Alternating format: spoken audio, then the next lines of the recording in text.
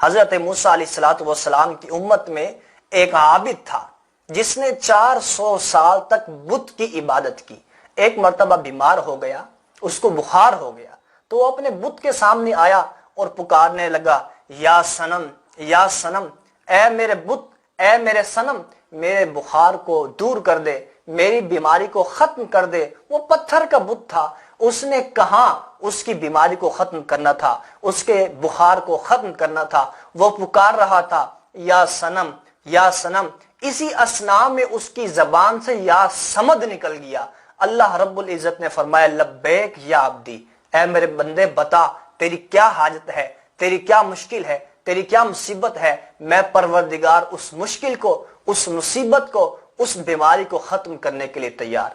فرشتوں نے عرض کیا، یا باری تعالی، اس نے تو غلطی سے یا صمد کہا ہے، آپ نے اس کی بات پہ جواب دے دیا. اللہ رب العزت نے ارشاد فرمایا، اگر میں بھی اس کی بات کا جواب نہ دوں تو مجھ میں اور بتوں میں کیا فرق رہ جائے گا.